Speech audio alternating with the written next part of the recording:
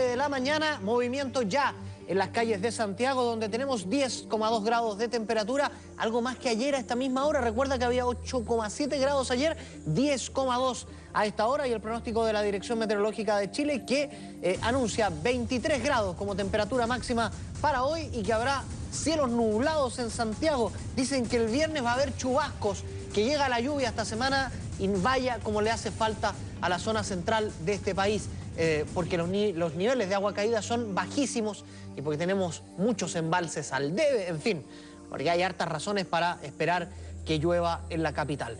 6,58, de inmediato las primeras noticias del día las vamos a compartir con la unidad móvil de Hora 7 e información policial a cargo de Francisco Sanfurgo. ¿Cómo está, Francisco? Muy buen día.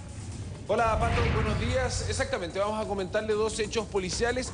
El primero de ellos ocurre en Providencia, cuando tres sujetos ingresan a un departamento a robar, pero hay varias cosas curiosas respecto de este caso, porque entre estos tres sujetos sumaban en total 140 detenciones, lo que hace nuevamente poner en tela de juicio el sistema judicial, como tres tipos con 140 detenciones están aún en las calles. Además, se sospecha que estaban dateados porque ingresan al departamento burlando al conserje, que no les pone mayores problemas porque precisamente era un conserje que estaba reemplazando al oficial, al conserje oficial, digamos, del edificio, y por lo tanto no tuvo mayores dudas y los dejó pasar. Ellos sabían que el departamento estaba sin moderadores, abrieron la puerta con destornilladores e ingresaron a este departamento en Providencia 2528, departamento 903, a eso de las 16 horas, y por supuesto pudieron robar tranquilamente porque nadie les puso ningún problema. Vamos a escuchar, por cierto, lo que dijo Carabineros luego de la detención de estos sujetos. Esto fue hoy día 16 de horas, en circunstancias andaban carabineros de servicio de plan cuadrante, los motorizados, motos Tango Tango, recibieron un llamado a través de la central telefónica 133 porque vecinos en el sector de Avenida Holanda con Providencia escucharon ruidos al interior de un departamento que se supone que a esa hora debía estar vacío. Carabineros llegó rápidamente al lugar, se demoraron aproximadamente 1 minuto y medio en llegar a raíz del llamado telefónico, y detectaron en el interior un grupo de 3 individuos, 2 hombres y una mujer, que se encontraban ya con bolsos, con maletas, sacando las especies de dentro del departamento. Fueron detenidos en forma inmediata, por supuesto, y estos 3 individuos resultaron tener un amplio prontuario policial. Uno de ellos registra 73 detenciones, la mujer 35 detenciones y el otro sujeto 32 detenciones por el mismo tipo de delito. Robos de diferentes especies, robo con fuerza, robo con violencia, robo en lugar habitado. ¿Se podría tratar de una banda especializada en este tipo, en el sector, por lo menos? Mira, probablemente si se sigue el modus operandi que esta gente que tenía al momento del hecho, probablemente sí tengan vinculación con otros robos de similares características en el sector o en otras comunas de Santiago. Bueno, como te decía, ellos no tuvieron problemas para ingresar ni tampoco para dedicarse a robar. Por suerte un vecino los vio y pudo avisar a Carabineros y fueron detenidos. Nos vamos a la comuna de Ñuñoa porque Carabineros de la 18 Comisaría detuvo a un sujeto que es parte y miembro de una banda que se dedica también al robo con intimidación. Está muy de moda el asalto a los servicentros. Él es parte de una banda llamada Los Romeos, que se llaman así precisamente porque han asaltado ya 5 veces una Copec en calle Romeo Salinas. De hecho, esta banda este hombre había sido detenido, ya participaba con esta banda, se llama Los Romeos, precisamente por lo que te estaba contando. Hay videos de las cámaras de seguridad de este servicentro que estamos viendo ahí como ellos ingresaban y hacían sus fechorías, la salida del detenido, y tenemos ahí también cuando fue, digamos, la salida del detenido luego en Carabineros, y por supuesto tenemos también las palabras de los oficiales a propósito de la detención de este sujeto, y nuevamente se reitera que 5 veces habían robado, por lo tanto estamos viendo que son personas avesadas en el delito. A raíz de una seguidilla de delitos que se habían cometido en un servicentro específico aquí ubicado en la comuna de Ñuñoa, personal de la CIP de esta unidad operativa realizó una investigación, la cual tuvo como resultados el desbaratamiento, ¿cierto?, de una banda llamada El Romeo, que estaba compuesta por 2 individuos al momento, y se está investigando además también la participación de otro individuo que podría componer esta banda.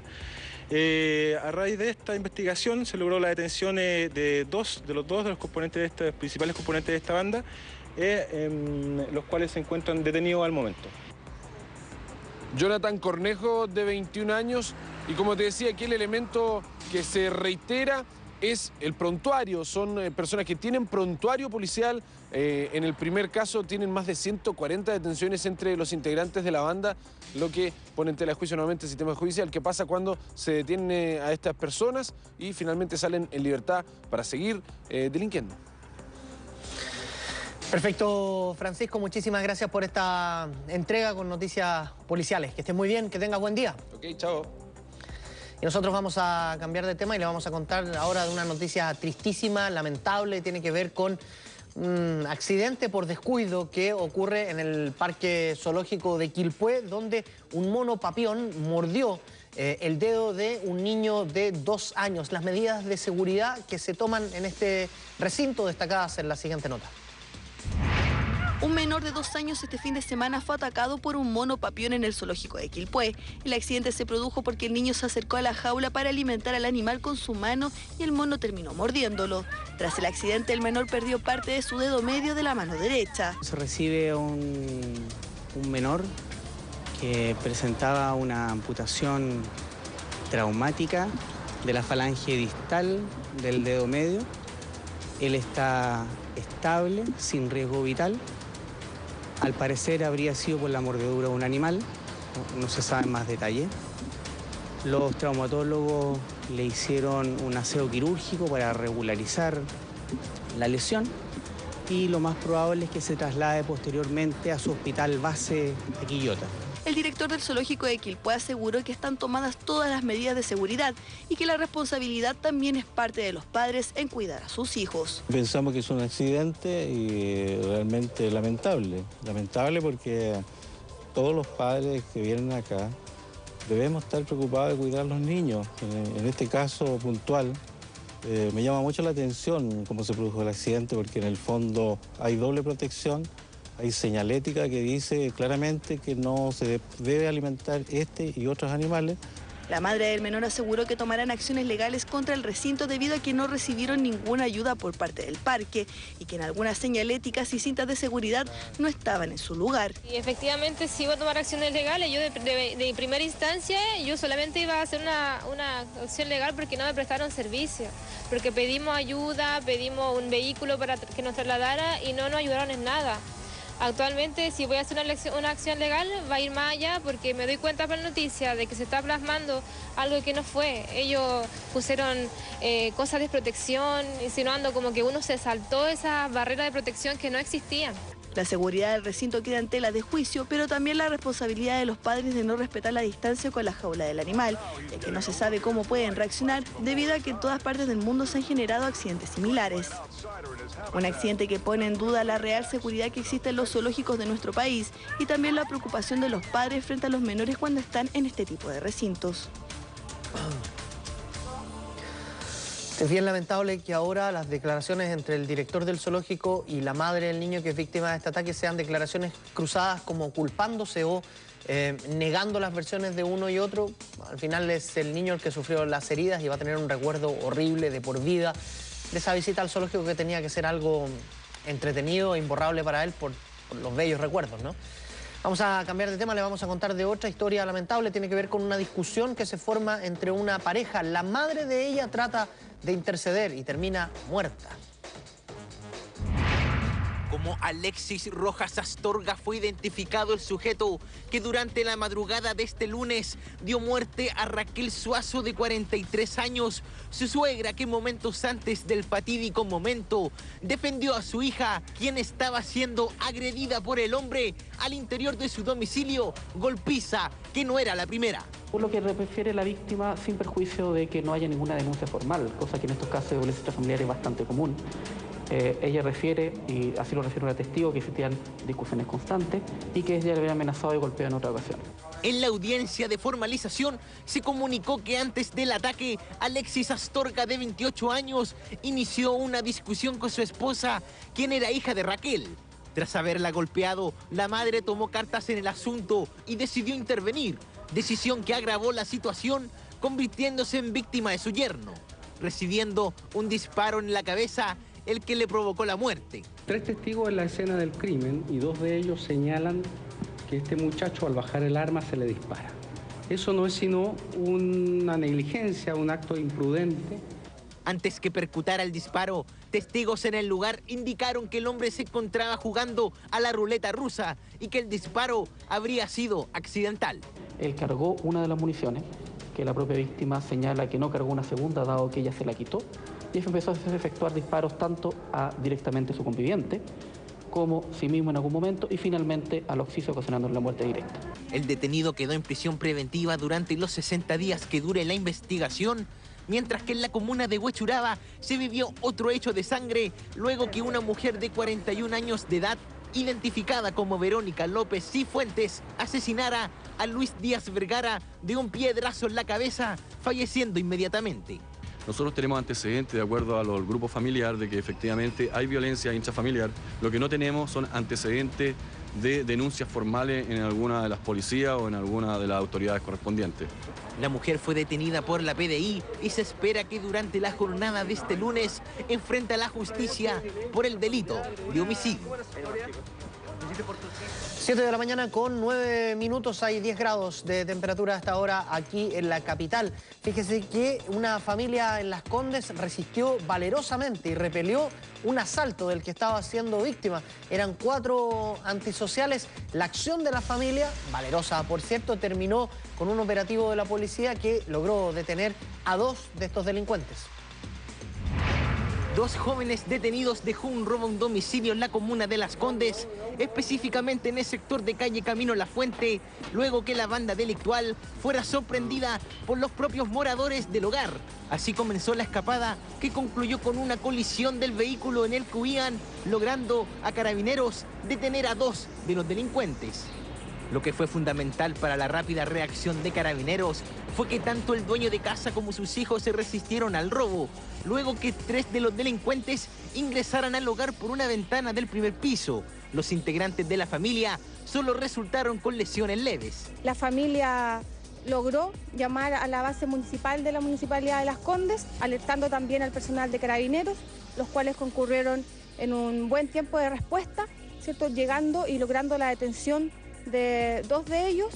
Luego que se escaparan, fueron detenidos 2 de los participantes, todos mayores de edad y que mantienen un extenso prontuario policial por diversos delitos. Ellos, actuaron a rostro descubierto, ¿cierto?, y tenían elementos para perpetrar delito como destornilladores, ganzúas, diablitos. ¿Con esto atacaron a la familia? No, a raíz del forcejeo, ¿cierto?, es que resulta lesionada a la familia. A pesar del esfuerzo de la policía, llama la atención que los robos en el sector oriente de la capital mantengan la constancia. Los robos con intimidación y los robos a los domicilios se repiten con cierta frecuencia, pues cabe preguntarse qué tan eficientes son los proyectos y qué tan aptos logran ser para resguardar la seguridad de la comunidad. Ahora ponga la atención a esta historia que es bien sorprendente.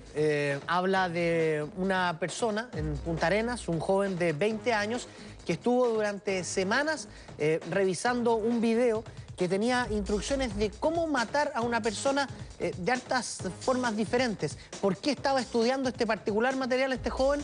Bueno, había sido contratado por una mujer puntarenense para matar a su esposo, identificado como Didier Mancilla Rivera, en julio del año pasado. Una preparación de meses fue la que llevó a cabo Irma Ovalle Yarzún, quien estudió meticulosamente cada video con instrucciones de cómo matar a una persona con diferentes técnicas. El material era revisado en compañía del sicario que contrató, un joven de 20 años. El plan era uno solo: matar al esposo de Irma. En ese momento ella me ofrece más dinero. Me ofrece una suma importante y aparte, como iba a recibir un sueldo casi de por vida, me ofrecía también el sueldo de por vida. Este lunes el fiscal Eugenio Campos mostró los videos de esta mujer como prueba en el juicio oral para parricidio contra Irma Ovalle, más conocida como la Quintrala de Magallanes, y la cual será enjuiciada por homicidio calificado, donde además está involucrado Sergio Escalo. La fiscalía pide 20 años de cárcel para ambos. El exmilitar y esposo de la mujer murió de una estocada en el cuello. Según informó el persecutor, durante el desarrollo del juicio se conocerán detalles escabrosos en torno a la planificación de este crimen y en la forma en la cual se concretó. 7 de la mañana con 13 minutos y una menor de 16 años identificada como Kelly Olea está desaparecida desde el lunes cuando salió desde el liceo comercial, desde su casa rumbo al liceo donde estudiaba. La madre está particularmente preocupada porque cree que esto tiene que ver con la severidad con que ella trataba a su hija. En Iquique una familia se encuentra desesperada. El pasado jueves desapareció su hija de 16 años, Kelly Olea. La menor de edad salió de su casa rumbo al liceo comercial donde estudia junto con su hermana, pero la joven nunca entró al recinto estudiantil y desde ahí se perdió su rastro. Que salió con ropa de calle, que no me percaté, no me dio ni un indicio de que se había ido a la casa. Es una cosa que nos sorprendió a todos.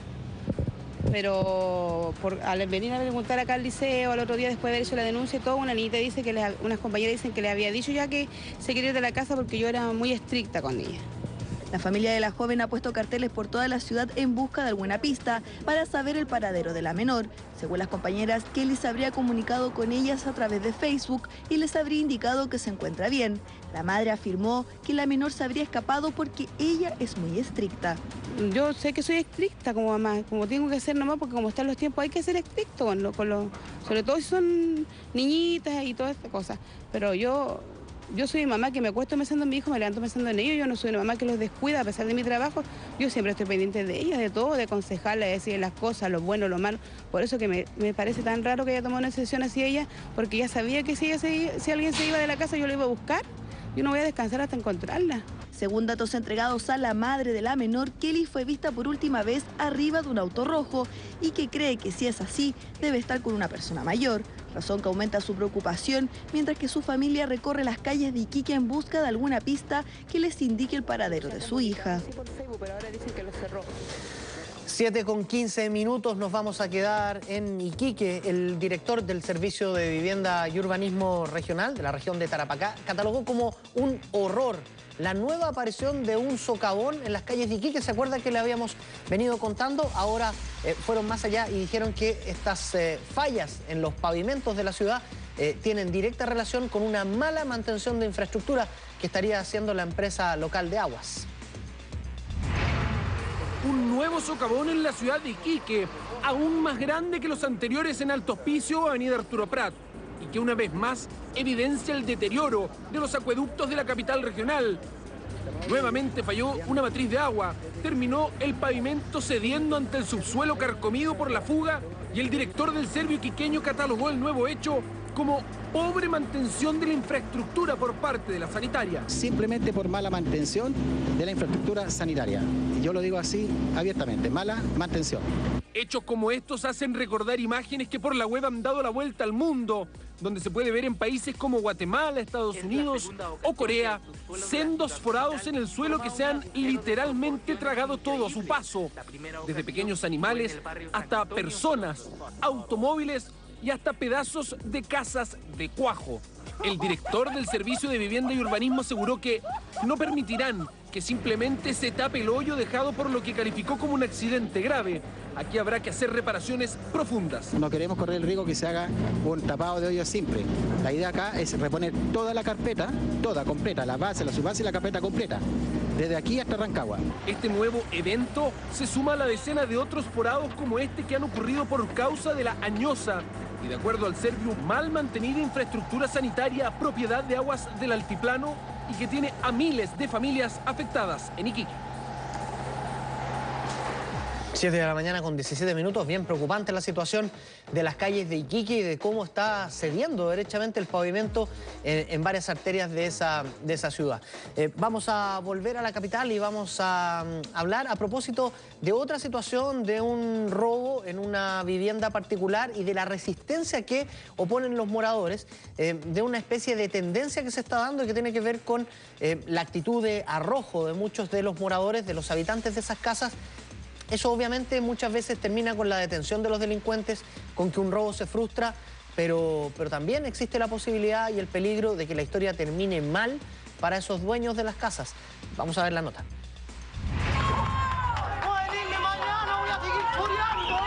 Lo más probable es que haya quedado libre, pero sin duda lo que sí está claro es que estos vecinos de Antofagasta sí se les acabó la paciencia.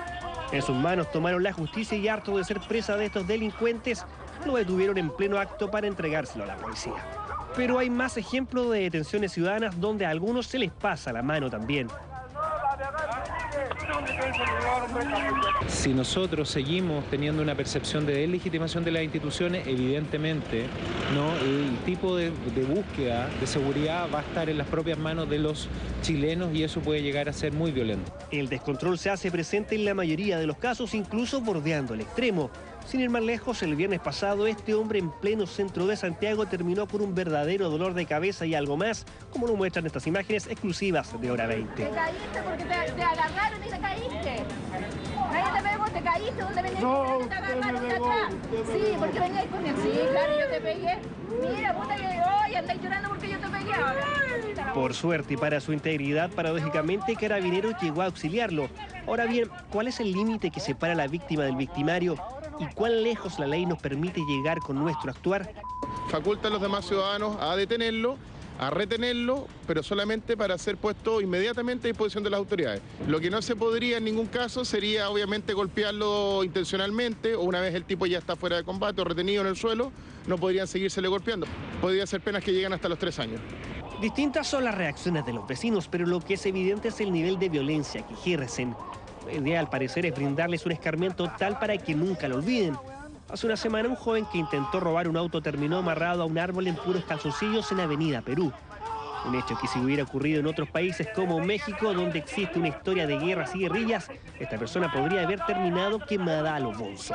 No tenemos en nuestra trayectoria histórica reciente, en nuestro inconsciente, ¿no?, acciones de violencia derivadas de guerra, la presencia de guerrillas, órganos paramilitares y por lo tanto todavía pensamos que la resolución de nuestro conflicto se puede dar en el marco de lo institucional. Detenciones de delincuentes por parte de ciudadanos que grafican sin duda el malestar de muchos que en reiteradas oportunidades son presa del delito. Un actuar que a veces de manera irracional y espontánea nos lleva a pasar de víctima a victimario. Un fenómeno social que surge al amparo de la desconfianza de las instituciones. 7 de la mañana con 20 minutos. Le vamos a contar ahora de la audiencia que se llevó a cabo ayer. Es la audiencia de preparación del juicio oral por el atropello de la joven Macarena Casasus en diciembre de 2009, que terminó con la vida de esta muchacha. Quien manejaba el auto, como ustedes ya sabrán, es el arquero de la Universidad de Chile y la selección chilena, Johnny Herrera. ¿Qué se discutió básicamente en la audiencia? Por parte de los acusadores, lograron que los padres de Macarena Casasus puedan entregar testimonio, algo que la defensa de Johnny Herrera no quería. Y por parte de la defensa, ¿qué se logró? Poner ahí un par de pruebas que según ellos acreditan que la muerte o la culpa del accidente que termina con la muerte es de la propia Macarena Casasus. Veamos la historia. Este lunes se llevó a cabo la audiencia de preparación del juicio oral contra el arquero de Universidad de Chile, Johnny Herrera, por su posible responsabilidad en el accidente que protagonizó el 20 de diciembre de 2009 y que le causó la muerte a la joven Macarena Casasus. Durante la instancia se revisaron pruebas y testigos que se utilizarán en el juicio, donde se incorporó la autopsia que se realizó a la víctima y el documento de la alcoholemia realizada al jugador. Nosotros estimamos claramente lo contrario en cuanto a una persona que conduce bajo la influencia del alcohol un vehículo deportivo a exceso de velocidad, infringiendo varias normas del tránsito. El tribunal tendrá que evaluar quién aumentó mayormente el riesgo y que finalmente causa el accidente y la muerte de Macarena. Mientras que la defensa del jugador de la Universidad de Chile afirmaron que poseen 2 informes técnicos que demostrarían la inocencia de Herrera. Tal como lo señalamos al momento de ofrecer nuestra prueba, contamos con 2 informes técnicos que darían cuenta de que el señor Herrera Muñoz no es responsable del fallecimiento de la señorita Macarena Casasu. Y en el mismo sentido también eso es un informe técnico que se refiere a cómo fue la dinámica del mismo accidente. Esa prueba el tribunal acá ahora de garantía entendió que era pertinente la rendición del juicio oral y por lo tanto vamos a hacer valer esa prueba en el juicio oral y demostraremos con ese mismo antecedente que el señor Herrera no le cae participación penal respecto al fallecimiento de la señorita Macarena Casasu. El caso se volvió a abrir cuando pillaron a Herrera en septiembre de 2012 conduciendo en estado de ebriedad en Maitencillo.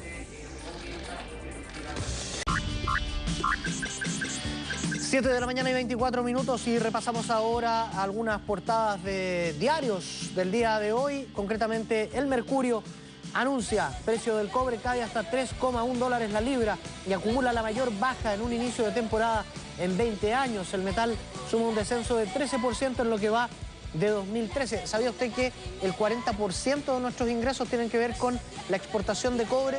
Entenderá usted que esto obviamente que afecta y de manera importante a la economía de nuestro país. Octocóptero causa sorpresa en Valparaíso. Me dejó loco. Ahí está, ¿ve? En los cielos de Valparaíso, en la Plaza Sotomayor, se filmaba por parte de una empresa audiovisual y hacía trabajar a este pequeño helicóptero con 8 brazos y guiado a control remoto. Están todos ahí mirando. Esto incluido en la portada del Mercurio de hoy. ¿Qué dice La Tercera? Dice que Carolina Schmidt es designada ministra de Educación y asume con tono conciliador. La ex ministra del CERNAM, que cultiva relaciones con la oposición, reemplaza a Harald Beyer en medio de clima de polarización.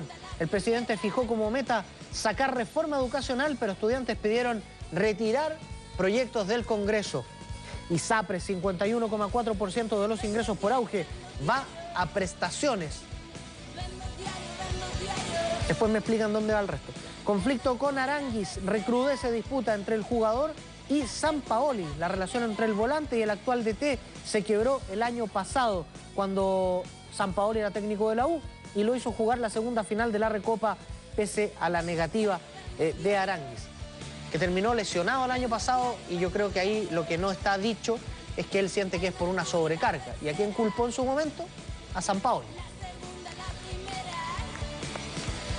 Aquí está el Mercurio de Valparaíso. Siempre miramos qué traen los diarios en regiones. Colegios en alerta por acosador que persigue a estudiantes. En Viña del Mar, establecimientos acusaron a hombre que entrega material pornográfico a los menores a la salida de clases.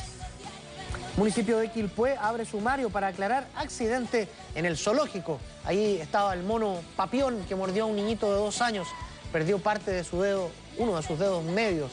Y la venta de casas nuevas cae un 45% durante el primer trimestre. Esto en el Mercurio de Valparaíso.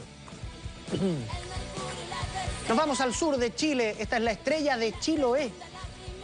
Dice, vecinos aprueban nueva fachada de Molde Castro. Dirigentes vecinales concuerdan que el diseño armoniza con el entorno del centro de la capital provincial. Médicos del hospital de Ancud paralizan funciones. Que la salud tiene sus focos de crisis por todos lados. Y Castro alzó la Copa de Fútbol Senior y Adulto. Son las 7 de la mañana con 27 minutos y ya lo veía usted en varios de los titulares. El tema del día tal vez haya sido cómo el gobierno recurre a la ministra Carolina Schmidt. La ministra mejor evaluada llega a una cartera particularmente polémica como es el Ministerio de Educación. ¿Cuáles son sus principales tareas? ¿Cuáles fueron sus primeras palabras? ¿Hacia dónde apunta en estos últimos meses de gestión del gobierno de Piñera la nueva ministra de Educación? Se lo contamos en la siguiente nota. Con 2 enroques políticos, como ha sido tradicional, el presidente Piñera nombró 2 nuevos ministros en La Moneda. El destituido Harald Beyer, presente en la ceremonia, fue reemplazado por la ahora ex ministra del CERNAM Carolina Schmidt, mientras que el puesto de directora del Servicio Nacional de la Mujer lo asumió la hasta ahora subsecretaria de Desarrollo Social Loreto Seguel. Piñera resaltó la exigente y cargada agenda que le esperan a ambas ministras. Carolina Schmidt deberá seguir liderando una reforma que ya está en plena marcha y que además ya está dando frutos fecundos. Y esta reforma abarca los 3 niveles de nuestro sistema educacional: el preescolar, el escolar y el superior. Además, el presidente de la República recalcó los lineamientos de la cartera de educación en torno a una educación de calidad, pero a la vez hizo apología de la enseñanza privada y, para los ojos de muchos, una defensa al lucro, invocando la libertad de enseñanza. La recién juramentada ministra Schmidt se cuadró con el presidente y defendió la existencia de colegios particulares. ¿Que el Estado tiene que participar? Por supuesto que sí, pero no tiene derecho a monopolizar la educación en Chile. Y tiene que haber un espacio para que la sociedad civil también pueda hacer su aporte al proceso educativo. Si nosotros entendemos por lucro el abuso, la injusticia, la usura que se cometen muchas veces, eso no lo aceptamos. Los estudiantes universitarios y secundarios horas antes entregaron en La Moneda una carta dirigida a Piñera exigiendo el retiro de los proyectos de ley vigentes en torno a la educación como requisito para conversar con la nueva secretaria de Estado. Por otra parte, el presidente del Senado, Jorge Pizarro, aseguró que la nueva ministra debe estar empoderada para lograr acuerdos en el Congreso. Que se retiren los proyectos de ley que siguen profundizando el mismo modelo que ya demostró ser un fracaso y que tiene endeudada a nuestra familia. Y exigimos que se comience con una agenda, que la carrera presidencial no puede ser una excusa para que este sea un año perdido, sino que se entienda de que el país ya no puede seguir esperando. El país hablado son la mayoría que construyen y no unos pocos en reuniones entre políticos y empresarios. Lo importante es que la nueva ministra llegue con poder para buscar acuerdos en el Senado, sobre todo en el proyecto de superintendencia de la educación superior. Pero en el Salón Montbaras de La Moneda aún resuenan las palabras del presidente de Renovación Nacional, que aseguró que la guerra estaba declarada y criticó al presidente diciendo que si Piñera cree que es Gandhi, está equivocado. El primer mandatario aprovechó de contestarle al timonel de Renovación Nacional. Aquí viene un periodo malo y lo vamos a pasar malo, la guerra está declarada. Quiero que nadie se confunda.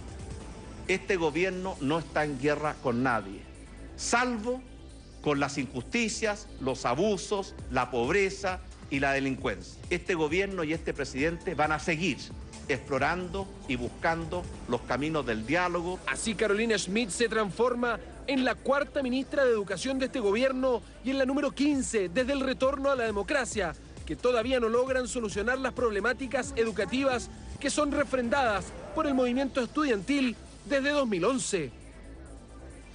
Son las 7 de la mañana con 31 minutos y para profundizar en este tema está con nosotros el sociólogo de la Universidad de Chile, Alberto Mayol. Alberto, ¿cómo estás? Muy buen día. Buenos días. Gracias por estar aquí. La primera pregunta que quería hacerte tiene que ver con este nombramiento de Carolina Schmidt, una ministra muy bien evaluada, con muy buena percepción ciudadana, pero quiero saber en 10 meses qué pudiera cambiar con la designación de Carolina Schmidt. No, yo creo que el gobierno asume que al no poner un nombre fuerte, un nombre con trayectoria, un nombre que tuviera una visión un poco más conflictiva eventualmente con el movimiento, lo que está asumiendo es poner una bandera blanca, decir me rindo, yo sé que si me pongo un nombre importante me lo van a sacar en pocos meses y en el fondo lo que quiero es terminar más o menos tranquilo este periodo.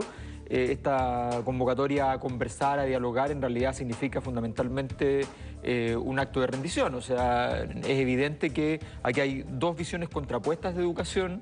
La que defiende el gobierno perdió la batalla y por tanto asume, y por eso los estudiantes van y le dicen, bueno, entonces retire los proyectos, no tiene ningún sentido que estemos hablando de algo que finalmente ha sido derrotado.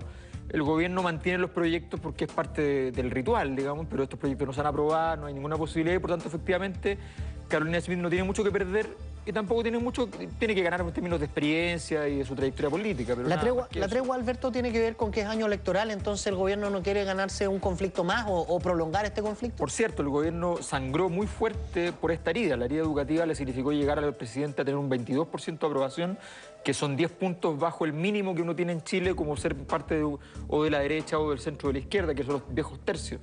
Por tanto, si asumieron que la lógica más básica indicaba que no hay que tener conflictos importantes con el movimiento y además que hay un factor que es decisivo. En la práctica, lo que ha pasado con este gobierno que está terminando y que tenía problemas de legitimidad es que el aterrizaje de Michelle Bachelet ha generado que un poco el gobierno se trasladó para allá.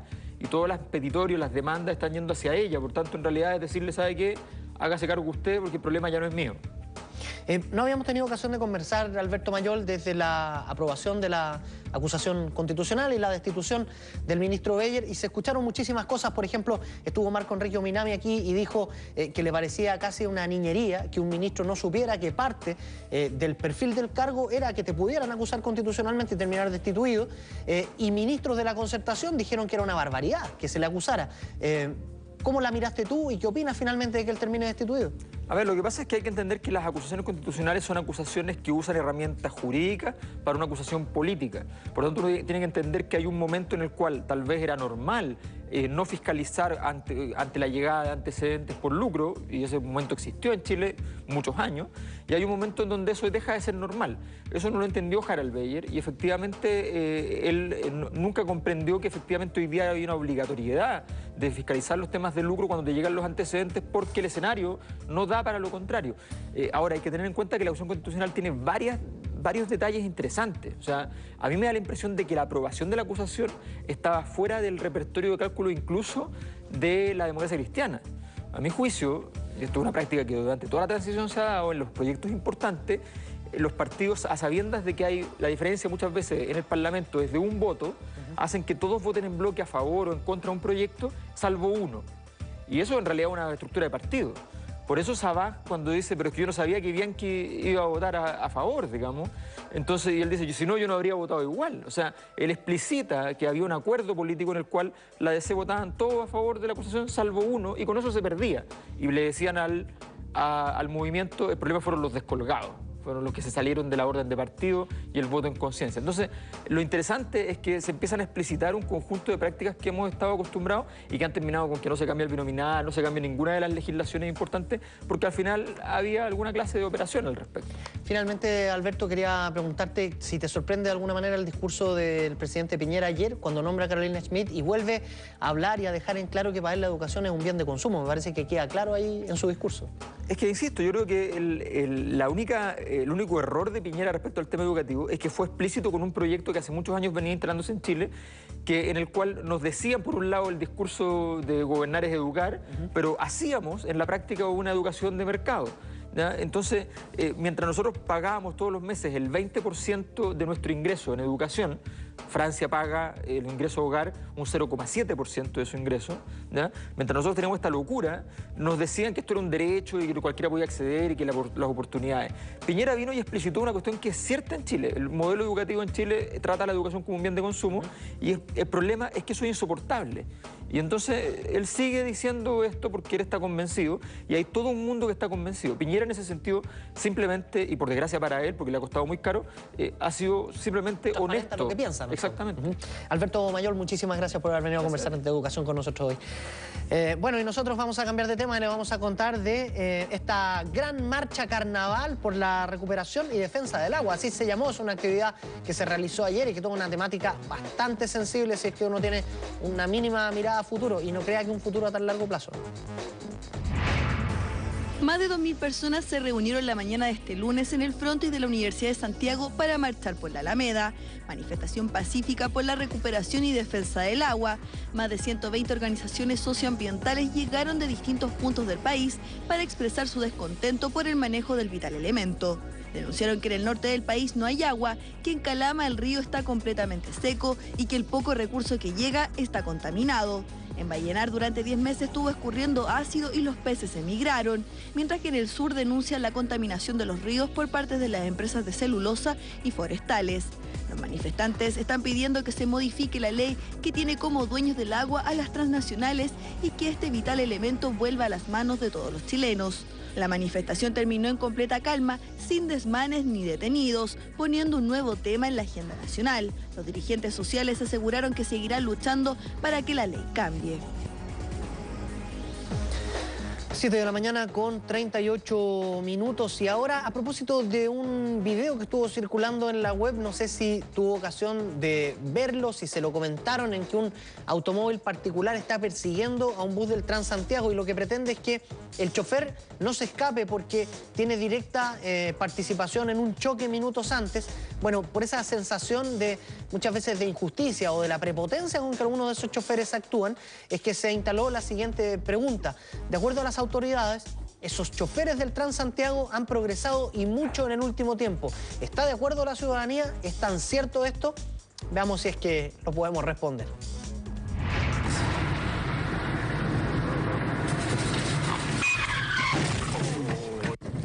Bueno, lo que acaban de ver es el final de uno de los videos más vistos en la web.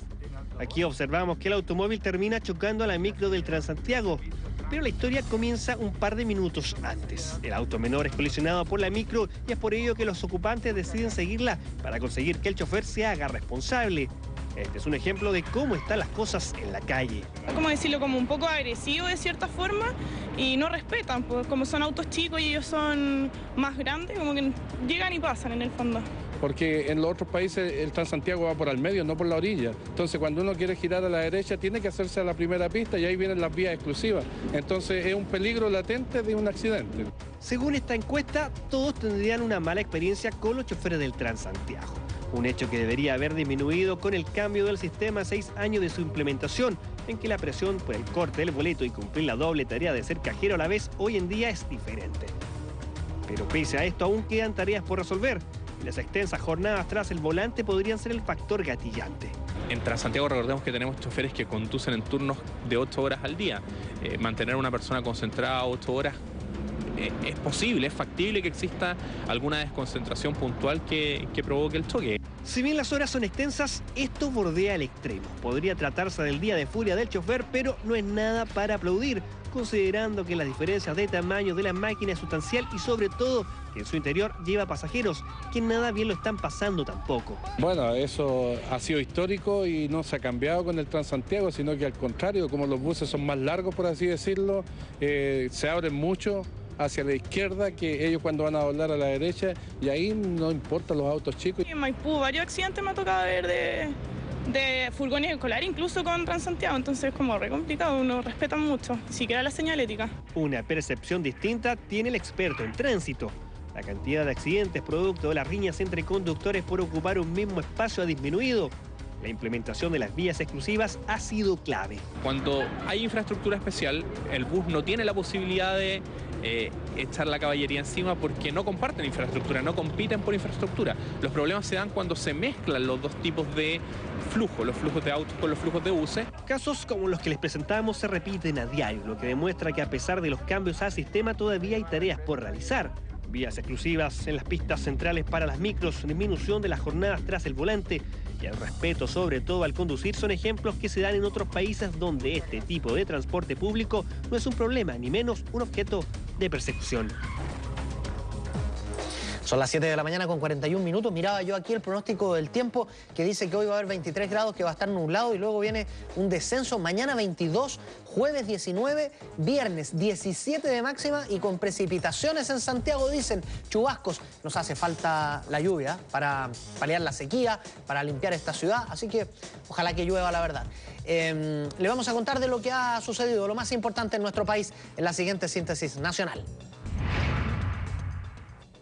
Todas las pruebas y testigos en el desarrollo del juicio por el incendio que afectó la cárcel San Miguel en 2011 y el cual dejó 81 muertos, el Ministerio formalizó a los 8 responsables del siniestro por cuasi delito de homicidio. Sin embargo, la parte querellante aseguró que los cargos corresponden a homicidio por omisión. El juicio comenzará a las 8:30 de la mañana este martes 23 de abril. Este lunes se dio inicio a la última etapa del juicio por la muerte del senador UDI Jaime Guzmán, ocurrida el 1 de abril de 1991, y el cual está encabezado por el ministro Mario Carroza. Enrique Villanueva es el único imputado del caso, quien fue miembro del ex Frente Patriótico Manuel Rodríguez. De resultar responsable podría ser condenado a 15 años y un día de cárcel. El exfrentista insistió que es una víctima de la operación por parte del abogado Luis Hermosilla y Mauricio Hernández, Norambuena. Sin embargo, pese a la magnitud magnitud del caso, Carroza anunció que podría dictar una condena en mayo próximo, una vez que se den a conocer todas las pruebas y testimonios del caso. Este lunes finalmente comenzó el anunciado ataque cibernético en Chile en contra del proyecto energético Alto Maipo. El ataque informático tiene como objetivo paralizar este proyecto y no ha dudado en amenazar abiertamente a la Policía de Investigaciones y a los senadores chilenos, quienes para ellos son los máximos responsables de la debacle ambiental por la que está pasando nuestro país. Este lunes la Seremi de Salud Rosa Ayarse realizó una fiscalización en almacenes y supermercados de la región metropolitana con el fin de tomar muestras en los productos de estas cadenas y así descartar la presencia de listeria monocitógena, la que aumentó en un 300% en el último tiempo. La preocupación por parte de las autoridades es que de no controlar el brote, este podría complicar la salud de las personas, incluso provocar la muerte de los bebés que se encuentran en periodo de gestación.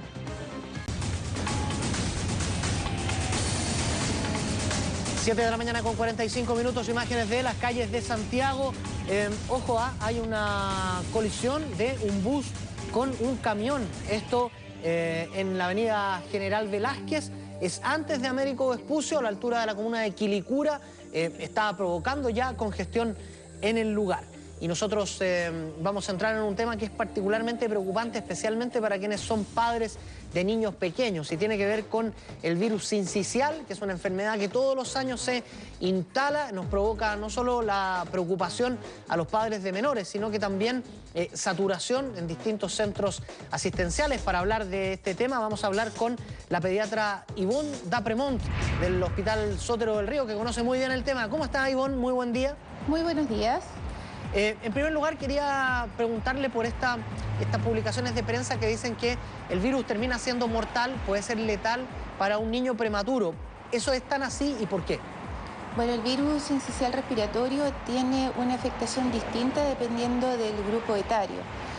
Los niños menores de 2 años son los más sensibles y con posibilidades de quedar con consecuencias a raíz de una infección en un periodo en los primeros 2 años. Pero los más sensibles, que son los niños prematuros, son más afectados y eventualmente sí puede ser mortal. De hecho, en el Hospital Sotero del Río, el único fallecido de los niños prematuros menores de 1.500 gramos que tuvimos el año pasado fue un niño que, habiendo hecho un periodo corto de infección y estadía durante su periodo neonatal, se contagió con un virus sincicial respiratorio y falleció. Doctora, ¿usted podría explicarle a la gente que está viendo el programa cuál es la naturaleza del virus sincicial? Porque generalmente lo que los padres tienden a comprender es que su hijo se resfría. Después de allí se hace todo más complejo para el conocimiento de un padre. Entonces, concretamente, ¿qué es y por qué su peligrosidad? ¿Y qué lo diferencia de un resfrío común? Bueno, los resfríos son producidos por distintos cuadros virales. Hay un genio epidemiológico y en este momento hay parainfluenza, influenza y a continuación sigue el virus sincicial respiratorio.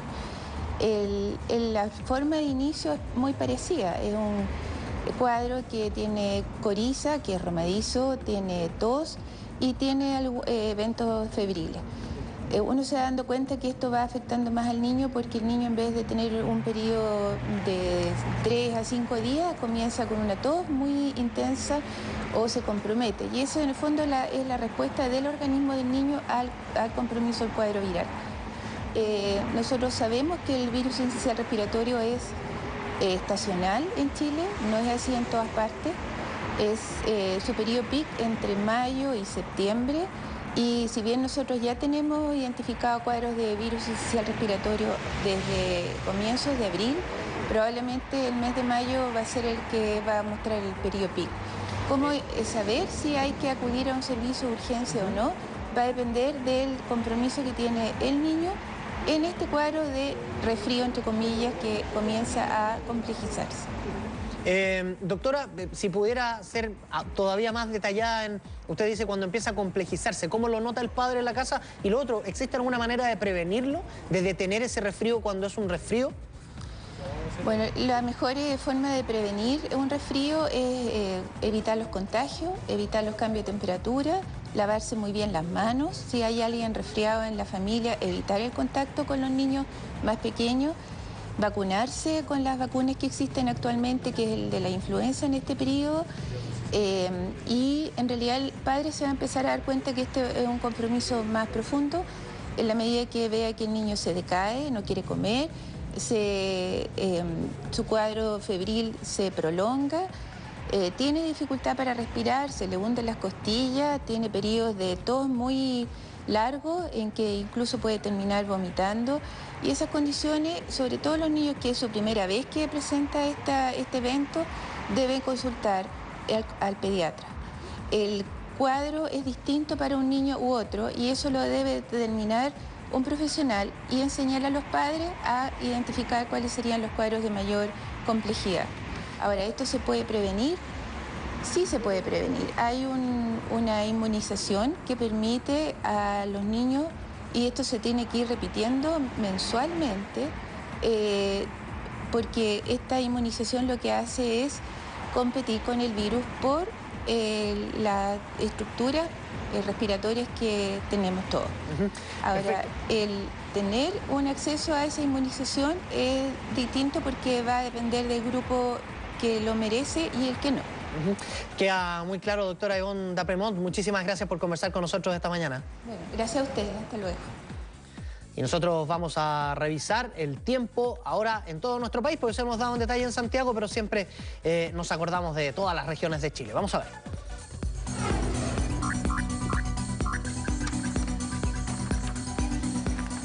Vamos a comenzar por la zona norte. Arica va a estar nublado con 21 grados de máxima. Es lo mismo en Iquique. Antofagasta espera 19. Mire, todos los cielos cubiertos en el norte. 26 para Copiapó. La máxima esperada en La Serena es de 17 grados.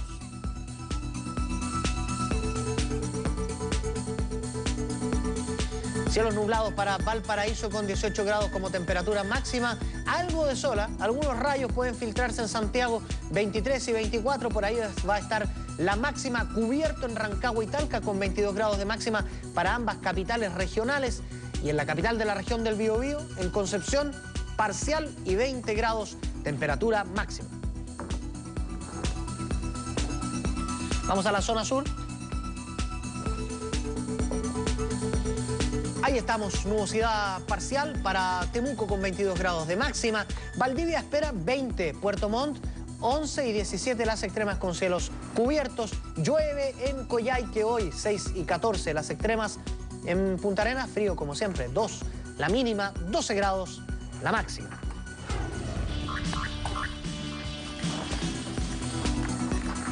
Ahí está el territorio insular.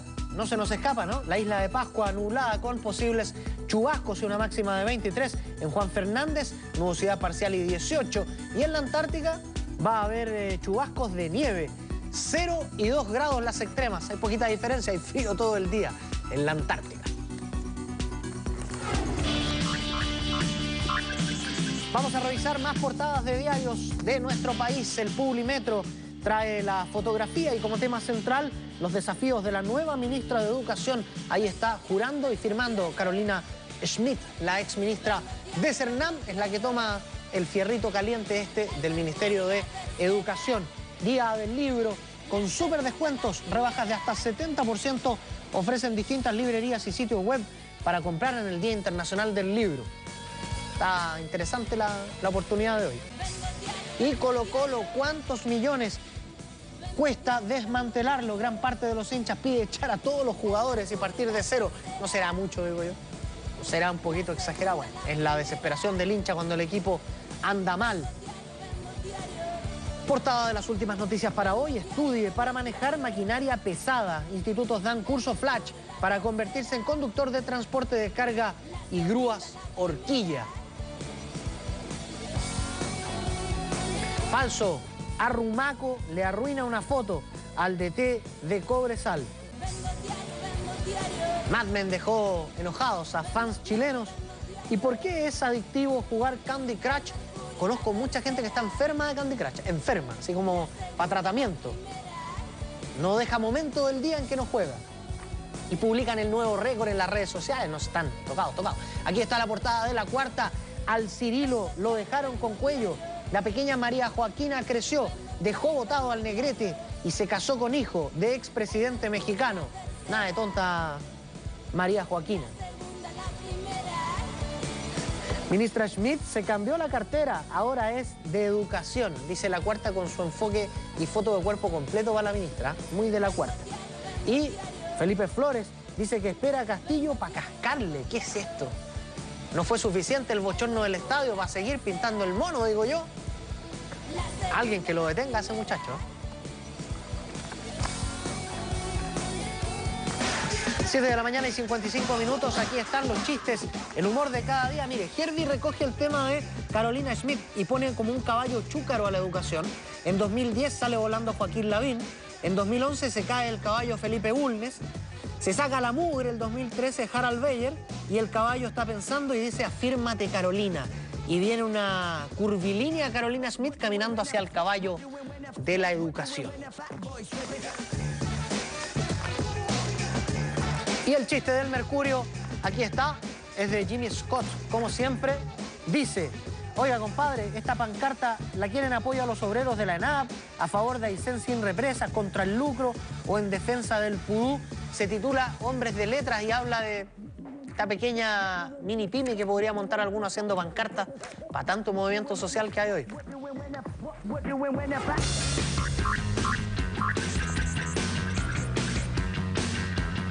Son las 7 de la mañana y 56 minutos y ya está con nosotros Pía Álvarez, que nos va a contar de noticias del espectáculo. ¿Cómo estás, Pía? Muy buen día. Muy bien, ¿y tú, Pato? Muy bien.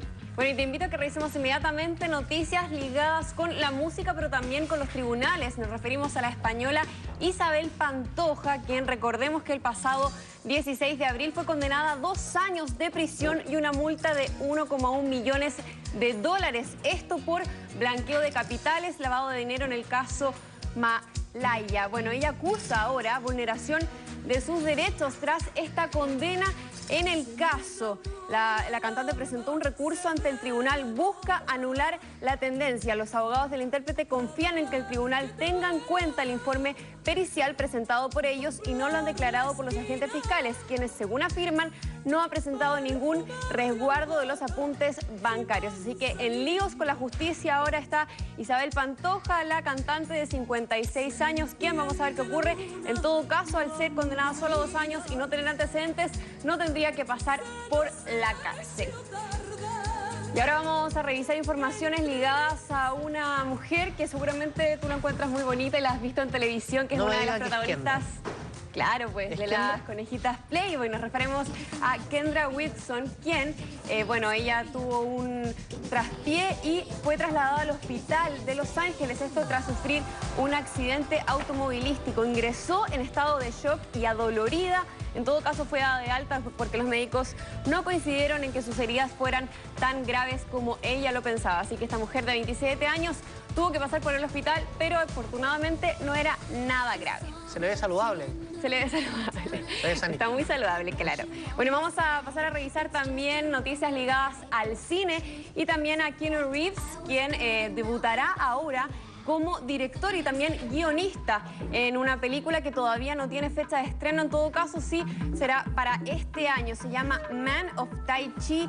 El Keanu Reeves, entonces, de 48 años, debutará como director y también guionista en una cinta que gira en torno a un joven que practica artes marciales. Sus habilidades de combates le abren las puertas a un reino de vastas oportunidades, pero también dolorosas elecciones. Vamos a ver qué ocurre entonces con el debut de lo que será esta producción chino-estadounidense. Bastante interesante, entonces vamos a ver qué ocurre cuando llegue a las pantallas nacionales. Y del cine vamos a pasar a las series animadas. ¿Te gusta Futurama?